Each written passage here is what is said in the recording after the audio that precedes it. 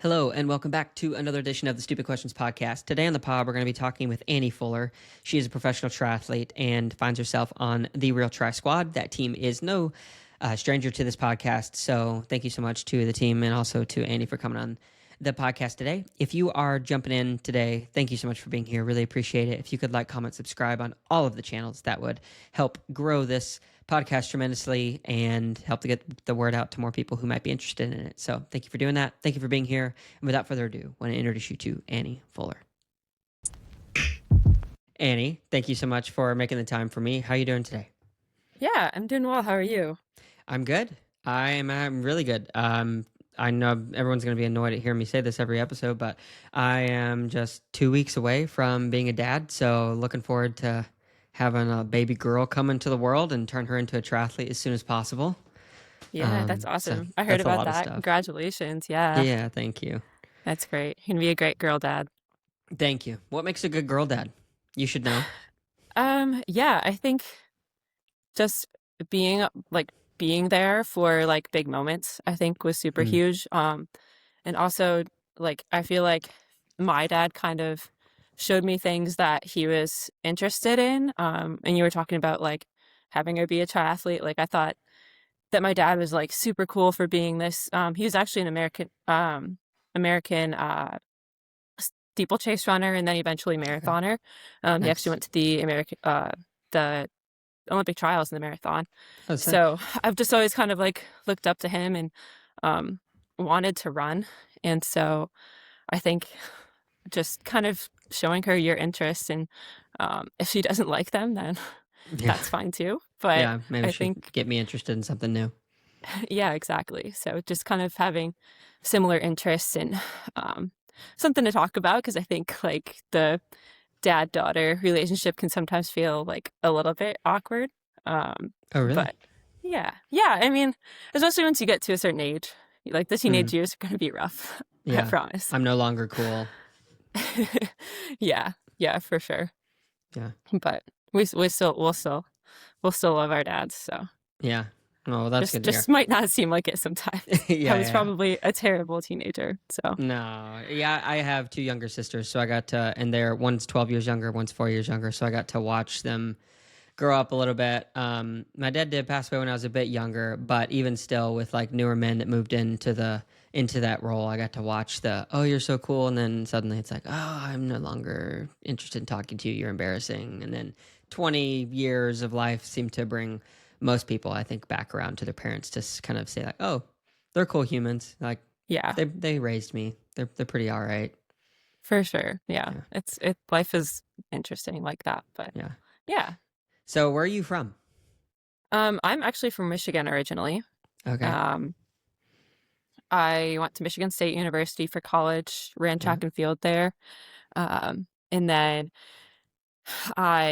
during COVID, ended up transferring to A&M for my master's degree. Had Okay. finished up some eligibility there, and after moving out west to Texas, I kind of just was like, you know what, like I really like it out here, and honestly, the cold is a little hard to deal with for So many months of the training, and year. as I'm sure you know, so yeah.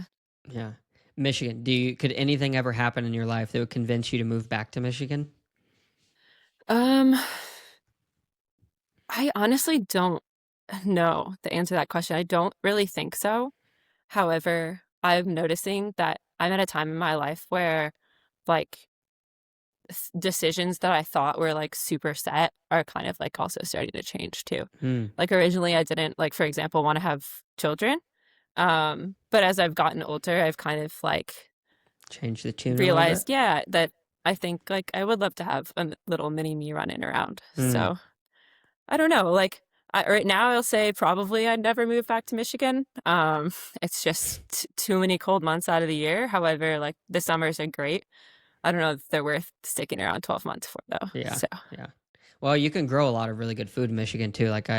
With the softer soil, I used to know some friends, or I have friends and family that live up there, and yeah, like you can grow some amazing crops, but it's just so flat and gets so cold. So it's like if you're on the coast, I feel like that's cool, but I don't know if I could ever do it. I like the mountains too much. yeah, for sure. Yeah. There's like I said, there's lots of fun things to do, but there's also lots of fun things to do everywhere else. Yeah. So, Yeah. but So, growing up, did you have siblings, or do I you have did, yeah. siblings? Um, I have two younger brothers and a younger sister. Okay. So I'm the oldest of Yeah. four. What kind of responsibilities come with being the oldest? Um, I think I realized that they definitely looked up to me. And so they wanted to try and do things I did. But I think the biggest responsibility was just kind of like making sure that they know I love them. And I think I did a okay job of that, but um I'm much of like a teaser. And so I think like kind of now as we're all older, I kind of have to sit there and say like, I'm actually kind of sorry for that. Like Mm, I'm sure that's a bunch of families are like that where um I was that way. yeah, yeah, like you're just teasing your siblings and fighting with them. And I mean now I'll like my sister and I like we'll send each other like funny reels of like sisters getting in fights and stuff. And we're like, Yeah. yeah, that was us for sure. Yeah. How many years So apart are you and your sister? we're actually only 13 months, Oh, so okay. So just you're pretty over a year. close. So we were Yeah. really close in age. So we definitely bickered a lot, but yeah, I think we're good now, and I think it's just kind of funny to look back on, but also kind of when we all get together, be like, hey, yeah, like I'm sorry for that, but we've also like they've done stuff to me too that I'm Mm-hmm. like, wasn't super nice of you, but we love each Yeah. other anyways. So Yeah. How old are you, if you don't mind me asking? yeah, I'm 28. Okay. So Yeah. I feel like 28. I'll be 34 this year, which is crazy to say. But I think like 25 to 28 is when I really started getting closer with especially my middle sister. She's 4 years younger than me, so there's a little bit different like dynamic there, guy girl too dynamic. But I feel like once we start to get a little bit older and have lives and experience a little bit of life on our own, that like kind of can change the perspective and give I don't know. Yeah, bring back the value to like, oh, family I think is kind of most important at the end of the day. It's all we got, right? yes, Yeah. definitely. And I think like as you get older, you definitely realize that. And my family was out here for Christmas, and it was really Oh, cool. enjoyable having them out here. I don't see them very often. I live in Tucson now, um, so they'll come out and bug me every chance they get out of the cold weather. But yeah, I think family's a great thing, and I wouldn't take any second with them for granted. So. Yeah, that's awesome. So you said your dad was like went out for the Olympic trials in steeplechase. So he was obviously the athletic side. You got a lot of the inspiration there. In what ways do you think you're like your mom? Yeah, I think my mom is just like honestly, I feel like a lot of people say this, but my mom is one of the strongest people that I know. Mm, Um, I think I'm not saying that I'm one of the strongest people that I know by any means. I think just emotionally that she's able to kind of like deal with things in a way that she's not going to affect other people with like her emotional behavior, if that makes sense. mm-hmm. She also like the one like big thing that comes to mind is she had both me and my sister while she was still in medical school. Um, and to Holy be able cow! to do that is just like I Yeah. cannot even imagine. Um, like I said, I'm 28 and she was 22 years old when she had me, and then 23 with my sister, and still to be in medical school is just something I cannot even imagine. And so I just think that like if I am anything like her, that I would be very happy to like take some of those types of traits.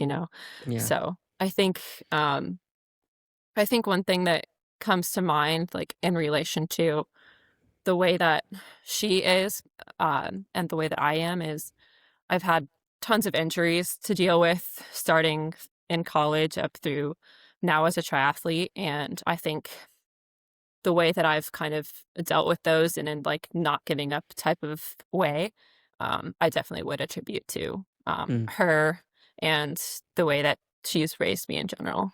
yeah. Great answers. Who, if you had to pick one or the other to say that who you're more like, could you make a distinction? Yeah, I think it's probably more my mom.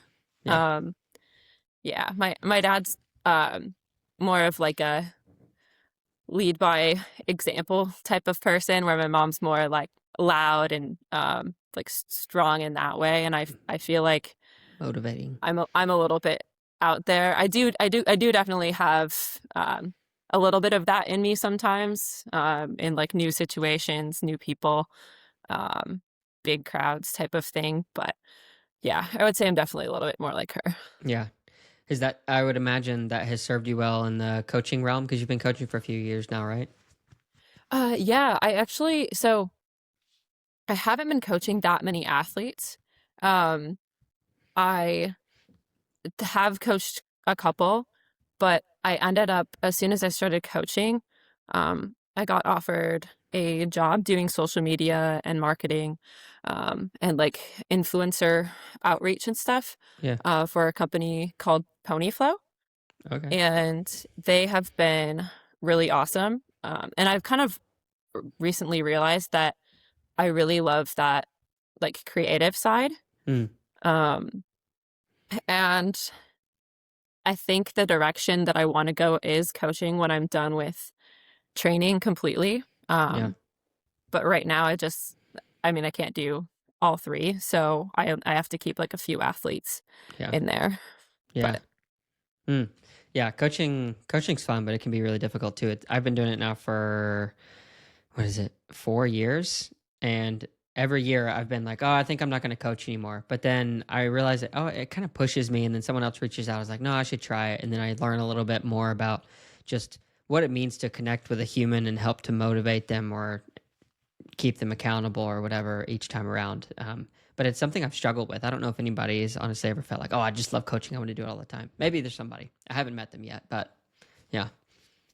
yeah, I mean, I could see it being um like that for sure. I think a really big reason that's kind of like made me gravitate toward the coaching side of things is my experiences running in college, and the relationships that I had with my coach and coaches in general. Mm, It's just, I think there's like such a unique bond between an athlete and a coach. And I think females in particular need to have more of a kind of like presence in, especially like NCAA coaching. mm, I think you look at like BYU, for example, and their women's team does absolutely amazing. And I think that has a lot to do with the female to female athlete dynamic that they have going on. Um, there's just a lot of things that sometimes like, it, I mean, it's not even that the male coaches are doing their best and they're sure. doing kind of what they know how to do, but um, I think it's the female athletes feel more like open and connected and that kind of thing. Yeah. So So I read your post a little bit, circling around that. You know, you were talking about, I think it was something like, would you try to run a performance car without gasoline or something to that effect? So I'd be curious to hear more about what your experience is and to know, yeah, is it more performance focused that creates some of these issues that you'll talk about, or is it more like body image, from a personal level? Unpack it all for me. yeah, I think it's definitely both. I think it's not even necessarily. I think sometimes it's when you get to college as an athlete that you're looking around and seeing all of these other girls doing well. And if, 90% of them are smaller than you, then you kind of like put two and two together and say, oh, Mm, like that must be what it takes to be fast. And I think recently, though, that it's been so much more talked about and so much more out there on social media, blogs, just the internet in general, that a lot of people are kind of like gravitating toward quite the opposite, which I think is amazing. Um, but yeah, I think just me like going to college and not really knowing um, or having like, the resources to um, see like now it's kind of everywhere that that's just not necessarily going to make you faster, and in a lot of cases it will end up making you slower. mm, And for me, I had some success with being smaller, but eventually you're gonna run out of gasoline, Yeah. which is kind of the way that that post was meant to be taken. And um, eventually I just started to not be able to finish races the way I could. I was a middle distance runner, and um, I loved to sit and kick. And eventually I couldn't kick anymore. And so, yeah, Mm. but Yeah, well, I'm curious to dive into that a little bit more because on the post specifically, you talked about like you were focusing more on just eating healthy, so a lot of like fruits and vegetables. I'm curious to know specifically, was there other things that you were like, were you staying away from sweets altogether? Because you mentioned, taking on more carbs being a part of that, which it's needed for, especially the type of an athlete that you were and are. Um, did you have like a super specific, I don't eat these things, I only eat this? um, I think I kind of stayed away from deciding like things I wouldn't eat. However, I was more, oh, like I can only eat it like once or twice a week type of thing. Like kind of gave myself limits on it. Um, and I think like honestly, all of that was just like I didn't know any better. Mm-hmm. I genuinely thought that that's like kind of what I needed to do. I needed to be lean, and that's what would make me fast. But honestly, triathlon kind of saved my life from all Yeah, of that, because you cannot get away with that. And gotta just eat. the sport in general, it requires so much calorie consumption that Mm, it requires you to learn and educate yourself about that kind of thing, and educate yourself about like what you need to be taking in while you're racing yeah. and outside of racing and everything in between. So Yeah. Have you since then, since your college days, ever felt the pull or tempted to go back toward that direction of kind of mindset and the way that you eat and stuff? honestly, no. Yeah. I think especially within the past couple of years, I've kind of just thrown all of that out the window. And I think like for people that are listening that like have had a negative relationship with food can understand, and some people might be still in this situation, but it's really hard to get out of that cycle.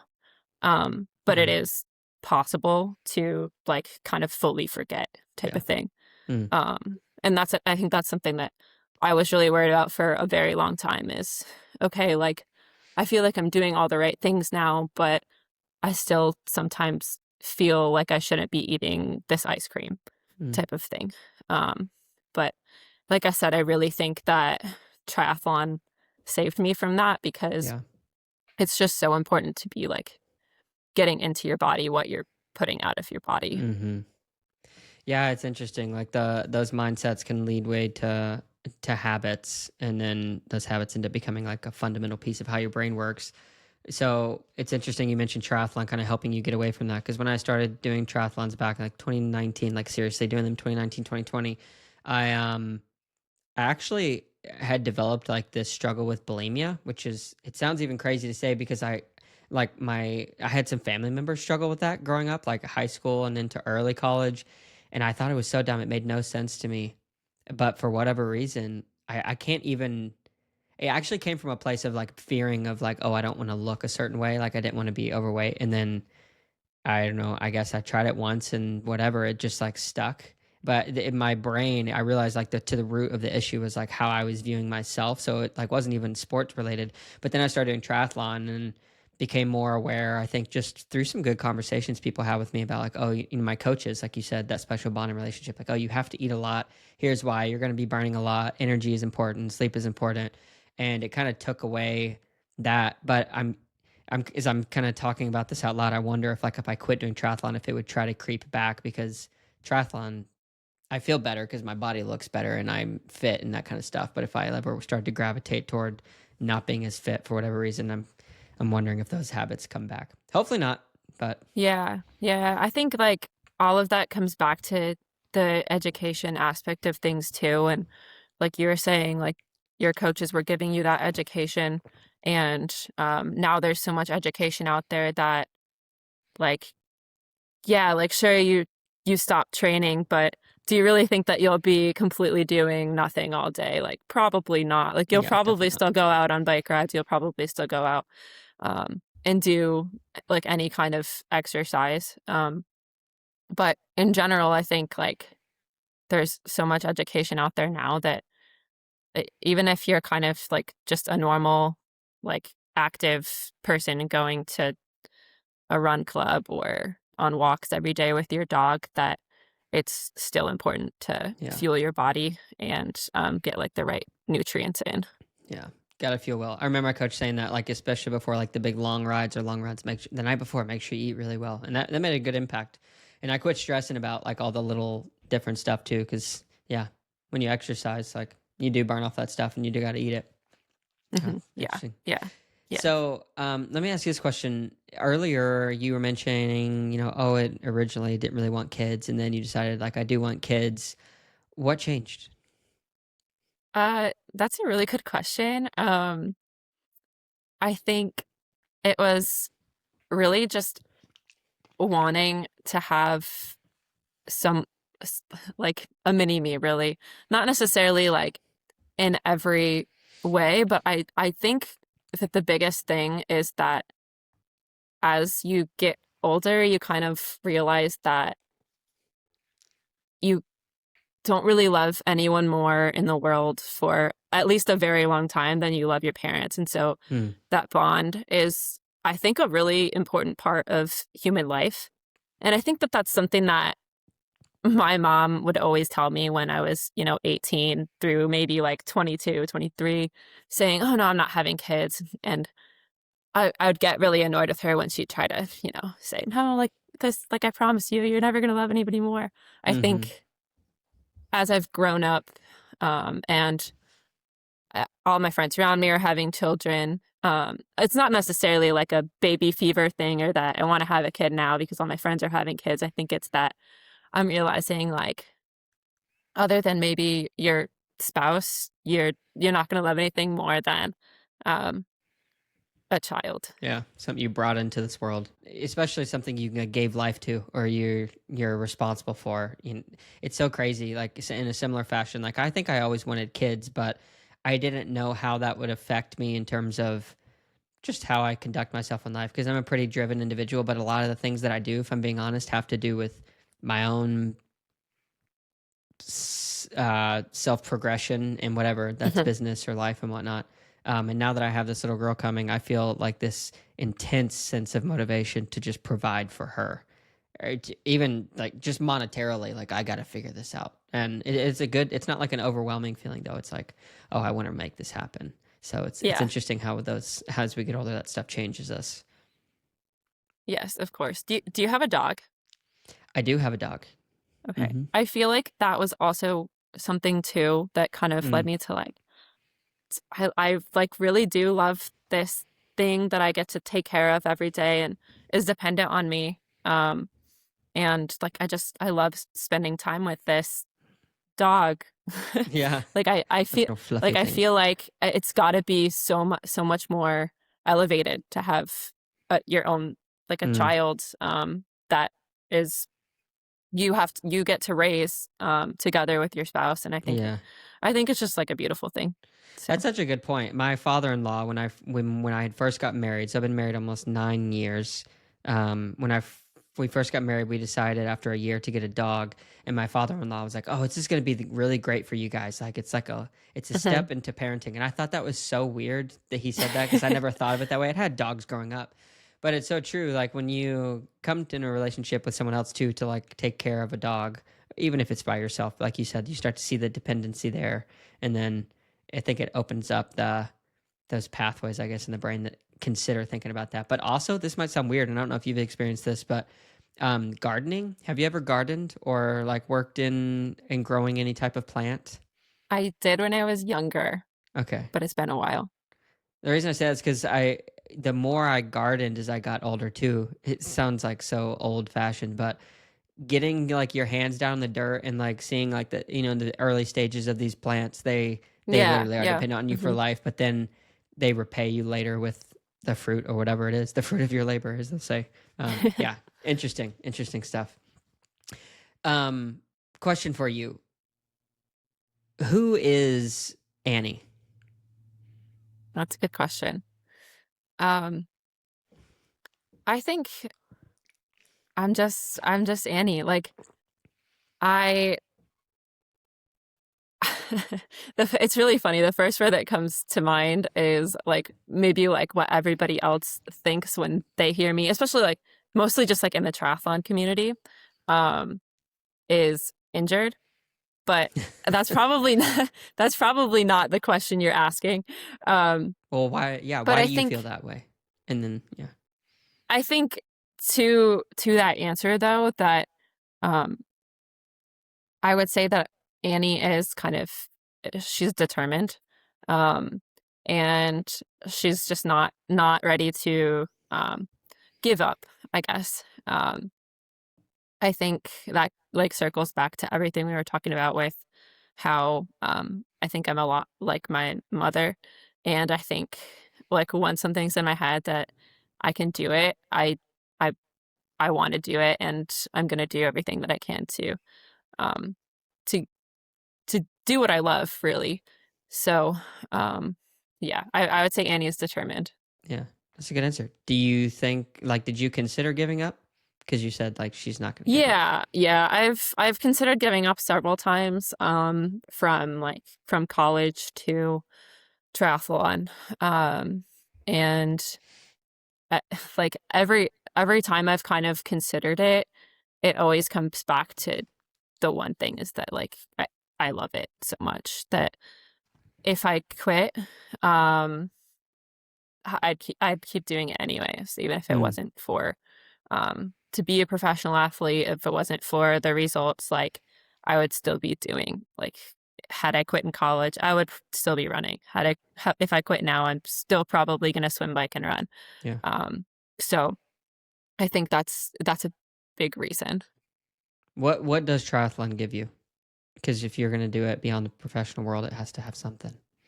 Yeah, I think it also that also goes back to um, the fueling situation. I think it's given me so much more like perspective on things like that, and just the community of people that I've been able to connect with through the sport as well, is another huge thing that triathlon has given me. What is that? What has that meant to you? Like the community aspect? Because I think that nothing can survive without community. But how I guess how has that affected your growth and your outlook and like what your goals are?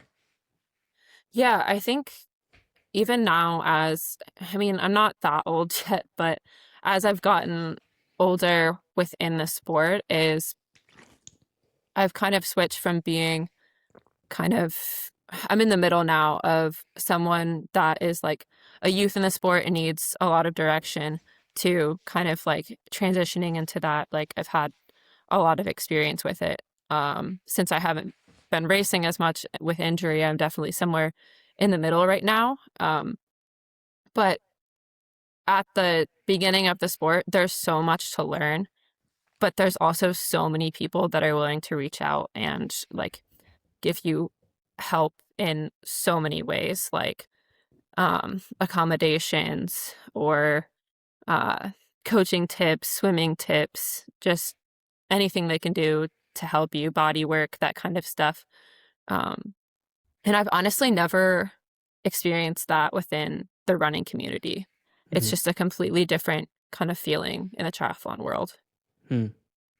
Can you think of like a quiet moment you had that changed you? A quiet moment. Um, can you expand on that a little bit? Yeah.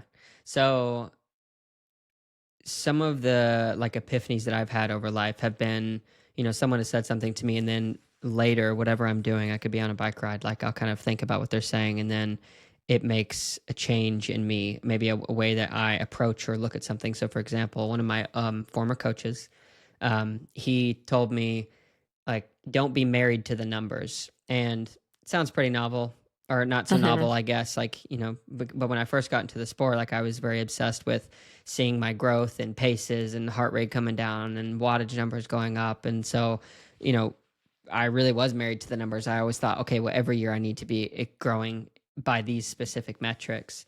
And so when I would start to race or get into a training season, I would kind of get in my head and get upset if my HRV number wasn't right the race morning. Then I knew that I was going to be off in this way or the other. And Hmm. it just like released me from, after thinking about it for a while, in the quiet moment of just like accepting what he said and realizing that there's more beyond just the numbers. Like it changed the way that I viewed training, viewed racing, and just was able to like enjoy life more. I think it even went beyond triathlon. So that's kind of what Yeah. I mean. Yeah.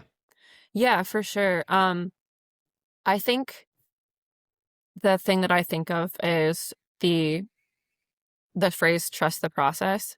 Mm-hmm. Um, that's something that I've heard since, I was like maybe teenager, from coaches all the time. It was a really big thing with my coach at Michigan State.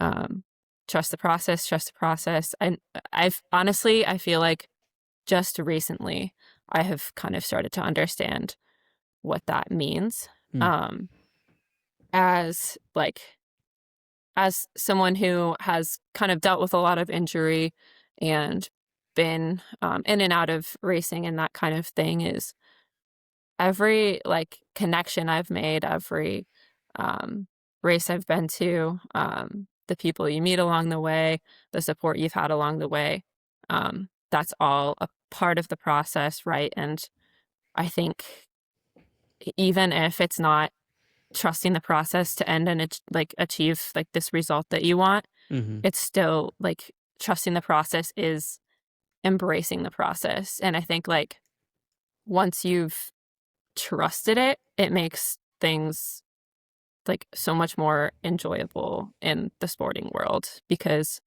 you're not trying to achieve a result, you're just trusting something that is, I don't know, like you're doing it every day and you're getting that reward every day by Mm. trusting something. Yeah. I feel like it's a little bit too along those lines of letting go of the desire or the belief that we could control the uncontrollables. Yes, and that is something that I have very much struggled with for probably most of college and into the last like few years, is just thinking like the world's out to get me type of thing. Like, why can't I just do this so that I can do this type of thing?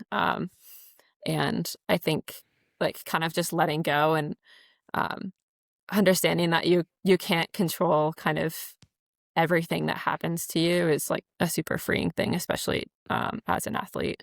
Yeah, takes the weight off. When you race, do you race from a place of anger or joy, or what do you race from? Yeah, I think I'm one of those people that is just a racer. And I guess to describe that, I just really enjoy the feeling of putting myself out there to see like the best that I can do on that day, um, against some of the like best people in the world. Mm. So I think it's, yeah, just seeing what I can get out of myself is why I race. Yeah. So And I going think you back, can do that oh, during sorry. training too, but I think it's not the same. Mm. Explain that a little bit more. um, I mean, I was just having this conversation actually earlier today, but I'm a lot of triathletes I have heard love the process of like the training in general. And I think I'm kind of a little bit the opposite to where I like the racing. Like I'm training for the races, and some athletes are training because they love the training and they get to race because they're Mm. training. Um, I think through I've just always been I'm not racing in practice. I'm I'm racing to get the best out of myself on race day. So Hell I yeah. don't think I would ever have a workout that's me against me, that I'm getting as much out of myself as I am as I if I'm racing. Yeah. Mm. That's good. I found that, sadly, for a long time, a lot of my greatest training days have been my best race moments and out on the That's track. funny. And I have not understood that. And some people struggle with that. I don't know if it's, yeah, maybe I'm really good at training and not racing, but I've always found like, oh yeah, I think I'm going to be able to do this based on these numbers that I'm hitting now or whatever. And then you get out there and it's like different story, and everybody's different. but I think it has something to do with where I train from, probably. But who knows? Yeah, I think the first example of that that ever kind of made me feel that way is my freshman year of high school. I was doing workouts that were great. They were pretty decent on the track, and I think I had a PR of a 2:19 in the 800, so it wasn't terrible, but it's also not that great. And um, I in practice I think was running like 2:20-ish pace, just staying right around there. And at the state meet, it was, like the biggest race I had ever been to up until that point. And I really felt the pressure, and I do get really nervous for races, but I think I'm somebody that does really like to perform well under that pressure, and ended up, I think I ran 2:13 and Wow. ended up being state champ for Michigan that year in the 800. Yeah. Huh. What did that feel like once you looked back? Like, did you know your time when you were running? Did you see the clock, or was it after when you No, crossed? yeah. I had no idea. Wow. I just knew that I just knew that I won, and I think that's kind of also what I mean when I say I'm a racer. Is like I'm I- I'm honestly not paying super big attention to the numbers or anything in the triathlon races, especially for a short course. I think it's that's a little bit different. I haven't dipped my toes as much into the 70.3s yet, but yeah, at the end of the day, it's who crosses the finish line before the other Yeah. person. So Times and wattages don't matter as much. exactly. Whoever's the first to cross the line. So we talked about trusting the process. Where is the process taking you? Like, where are you going? Where are you hoping to go? Yeah. Um, I think right now I've kind of just learned that I I need to just not expect so much out of myself. And so I think right now having more short-term goals is really what's gonna help me be the athlete that I want to be. Mm-hmm. Um, and so right now, for example, I hurt my back lifting, and so it's kind of like a little bit of a setback for the beginning of the season. And rather than having, this goal that I feel like I need to get toward, um, for example, like the end of the season, is to just have like short-term process goals that are going to get me to the starting line of like a first race of the season type of Yeah. thing. And I think that that's something that the the words trust the process have really helped me get to, is not putting so much pressure on myself to get to a specific um, point or end goal. Mm-hmm. Is what you're doing worth it, you think? Yeah, I think throwing any results or um, races or prize money out of the window, like I've learned so much through like sport in general, not even just triathlon. Just I've I think I did every sport you could possibly do when I was younger, growing up, to figure out kind of what I liked doing. And um, I think every moment of sport has been worth it to me, with the things you've learned and the things that well, especially the people you meet along the way. So Mm. Who do you look up to the most as like who you want to be a model after in terms of professional triathlete? um that's a very good question. I honestly, I don't know if this is a good answer, but I don't really have a model professional athlete that I look up to. I think a lot of people have said like, "Oh, you're the next this person," or "You're the next this person." And I always think like, "No, like I want to be the next me, like I want to be me." And so I think there's a lot of really good role models to look up to in the sport, but I don't want to be them. I want to be me, and pick and choose from certain people that I think have done like great things the right ways, and to make myself kind of the best athlete that I can be and the best person that I can be. Mm. So, in the context of that, when people look at you, what do you think that they see right now, and what do you want them to see? Yeah, I think I think that hopefully they see what I want them to see is that um, I'm I'm someone like kind of this goes back to like the being determined thing. I'm someone that's um, determined to lead by example and be kind of I guess like sorry I guess be the person that doesn't give up really. Yeah. Do you believe that you are that person? I think up until this point I definitely have been, and I Yeah. don't have plans to give up anytime soon. So Yeah. Mm. What's the first race of the year coming up for you then? Because you said you hurt your back and you're working through that. yeah, I think right now Oceanside is on the schedule. I think it's becoming to be a little bit of a stretch if I can get this figured out and be able to start training and riding again in the next couple weeks, then it's still a solid goal. But honestly, like I think, but as we've talked about, I think it's just better to focus on the short term. And Yeah. if I can get it figured out, then that's great. And I'd really love to race and line up with some of the best athletes in the world. But um, I'd rather not line up and have it be my one race of the season because I did it too early either. Yeah. So Yeah. Gotta be smart about it. With the back injury, it's interesting because literally past 3 years during the winter, I go into like a heavier lifting phase and I'll build up, and then I seem to always get around these same numbers, and then I hurt my back. I quit doing just like the bar, squats with it like literally on my yeah. back because I feel like that was part of the issue. Um, but what happened in your case? Like, do you have like an inkling to know how you injured it?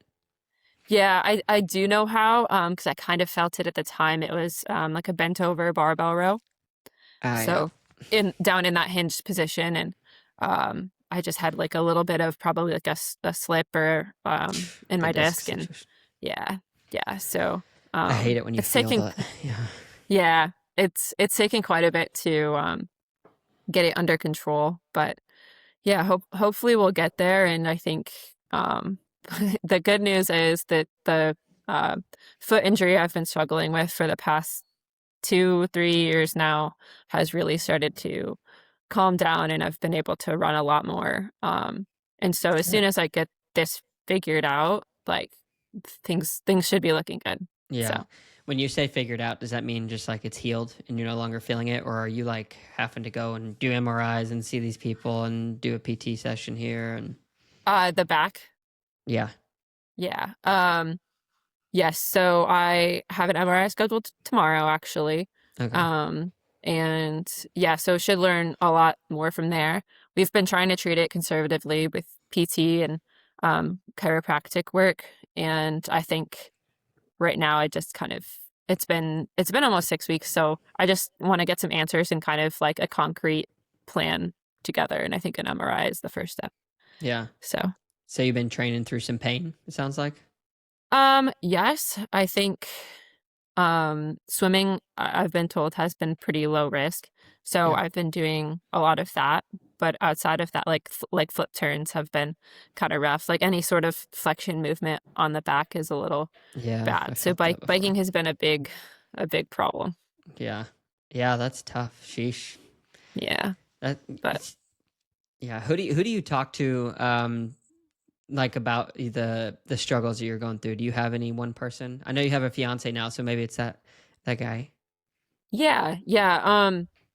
I do talk to him about them. I try not to like talk to him about them as much as I like probably want One, to, two. Yeah. because that would be like 20 times a day. Oh, But yeah. yeah, I do kind of vent to him about it. I think I do also talk to my mom about these kind of things. She's also a doctor, so Yeah. she's a good person to kind of have in my corner. And then my coach Jim Vance, I'll talk to him about this kind of stuff too. Even if I mean he's not a PT, he's not a doctor, but he's a really good advice giver. So he's also a good person to have in my corner. Yeah. No kidding. What kind of doctor is your mom, by the way? She's an OBGYN. Okay, nice. Well, that'd be Yeah. perfect for when you have kids. Actually, I don't think they allow Yeah. family members to practice with family, but Yeah, so it depends on the hospital and stuff, but I probably wouldn't go that route anyways. yeah. She can be in there, but Yeah. not not in that way. Yeah. When are you getting married?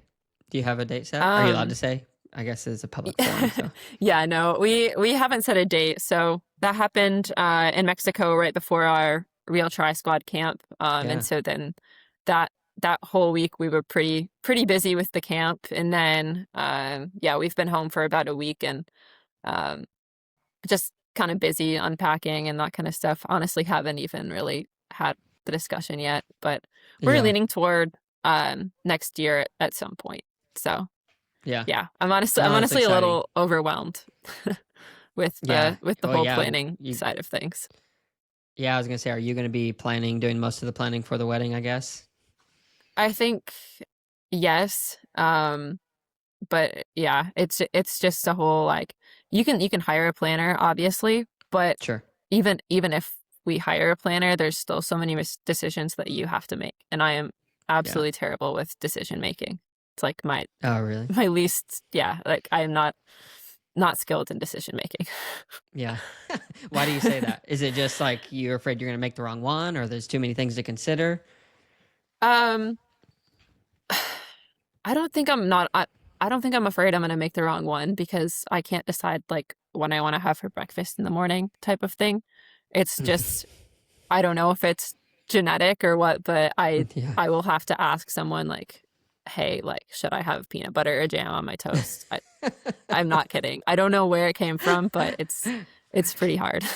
It sounds like decision fatigue, like you're tired of making decisions. Yeah, I don't know. Yeah. I need somebody super smart to ask those questions, like neurologically smart. Because my wife Yeah. actually struggles with that at times. Yeah. And it's funny because we actually had a talk on that in Cozumel at RTS camp. Nicole gave a pretty good talk on it, but Oh, really? it went in one ear and out the other because I'm still me.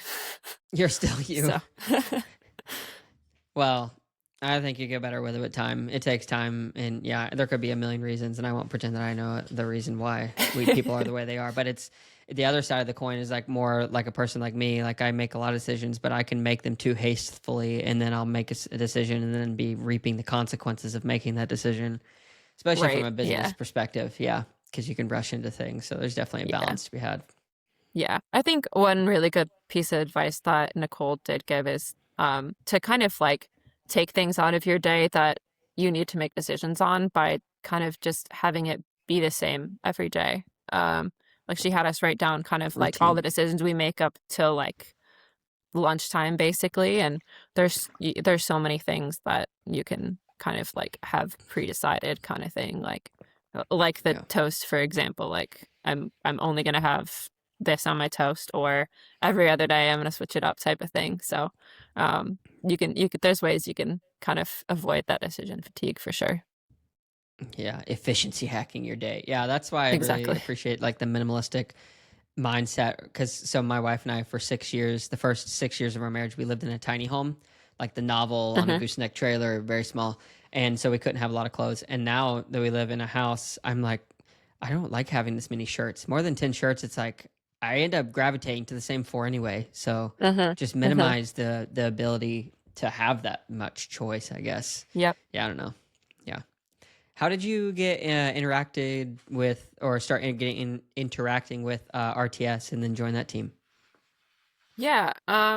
They actually asked me this at camp, the other pros did, but um probably through social media, but also like Mark would come to town for training, and so kind of just like through him seeing kind of what RTS was all about, and then eventually like following the other athletes on social media, seeing the first Cozumel camp they did, it just looked like a really good um, group of people in Yeah, general. Not even necessarily anything to do with triathlon.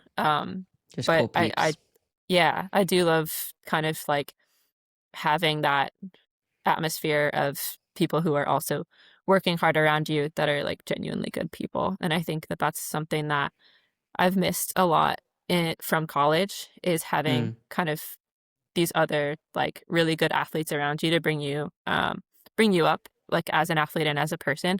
And I think that that's something that's been really cool about being part of a team. Yeah, that's awesome. I didn't get to go to the Cozumel camps. I was going to plan on this year, but just did not work out with stuff going on. But tell me about it because I'm jealous. I saw lots of videos and pictures, and you guys looked like you're having a good time. Yeah, it's lots of fun. I think it was a little bit of a bummer this year that I wasn't able to ride, because that's obviously a lot of the time that's spent training. But Yeah, when I was able to ride last year, that's definitely one of my favorite parts of it, was like kind of riding around the island with everybody and yeah. getting to know everybody, talking to everybody. The food is amazing at the You hotel can't that go we wrong in stay at. Mexico. Yeah. Yeah, for sure. And then the open water swimming is just gorgeous Yeah. and a lot of fun. There was lots of jellyfish this year, but it honestly Ooh, made no. it kind of like toughened us up a little bit, Oh my because goodness. the first day I was there alone. Nobody had gotten there yet, and I swam out there, and I was very scared of them. And did get stung quite a few times, but like as the camp went on, like I started to see them and be like, "Oh, hey, what's up?" Are we talking like big So, jellyfish or like little um, ones or? they're probably like, I don't know, like this big. They're Yeah. not super No big. thanks. I don't like them. But Yeah. it didn't feel super great getting stung, but it also wasn't like it wasn't any harder than, pushing 70.3 watts for 2 hours Yeah. either. So Good, nice comparison. So, so what is your definition right now for like career success? Because obviously you want to race and you want to do well, but do you have like a specific set of things that like you want to see yourself surmount before you could feel at peace of like, okay, I've done this triathlon chapter and then I can go do something else? um yeah, I don't think I have really like career like aspirations, I would say, Hmm. in the pro triathlon scene. I think that for me, it's just that I haven't even been able to put together like a full season yet. And so I think uh, um I just want to be able to put together a race where I like get out of myself what I feel that I can get out of myself. Not that I'm gonna quit after I have that race, because that's the time to like keep going. But Yeah. I think like right now that's kind of like the feeling or like goal that I'm chasing. Yeah. Well, I think you can do it. Thank you. Yeah. Yeah, just need to stay healthy and continue to do the right things. I mean, lifting is one of the right things, and unfortunately, that's kind of what did it this time. But um, yeah, I think it's also like that stuff happens, and It does. like a lot of people were ended up being injured last year on our squad with RTS too, and it's just kind of like Hmm. part of the process. And unfortunately, I've dealt with it quite a bit, but um, that also is a little bit of an advantage when I do get injured, as I kind of like have a lot of resources in my back pocket now to say, oh, hey, like, can I schedule an appointment with you? Like this happened type of thing, or like PT's in my corner, all that kind of Yeah. stuff. So, Would you give yourself any type of advice if you were could go back in time and talk to Annie like fresh out of college before you picked up um, the triathlon scene? I think I would tell her to just enjoy it. I think like it's really easy to get super stressed out when like things aren't going your way. And I think that goes back to kind of what we were talking about with Yeah. being in control, is like it's just not it's it's not going to work.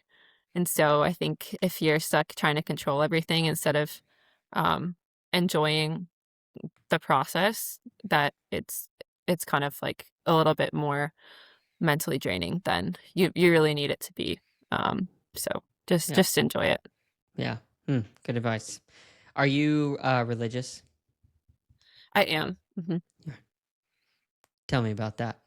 I um, can ask a more specific yeah, question if you want.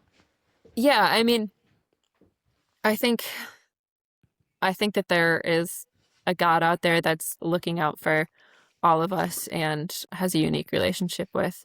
each and every one of us. And I think that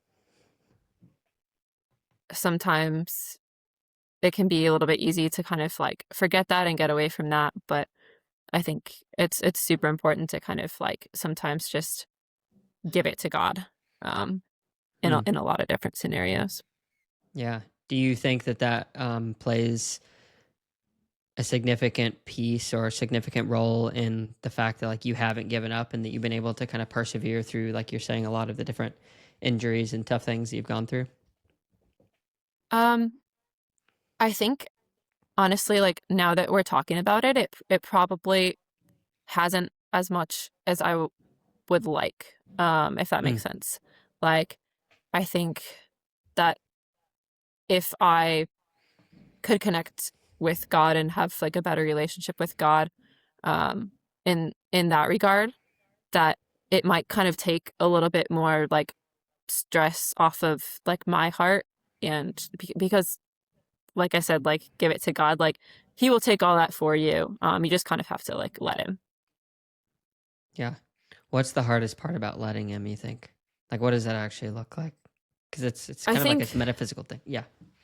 yeah, I think the hardest part about letting Him is just kind of like making making time for Him. It's really easy to like get stressed about time, and I get stressed about time quite a bit, but just Hmm. like giving Him a few minutes a day of your time to like have a better connection, I think goes a really long way, and just letting you kind of like speak with Him and speak with Him about things that are going on in your life, that He can kind of like help take a little bit of weight off of things.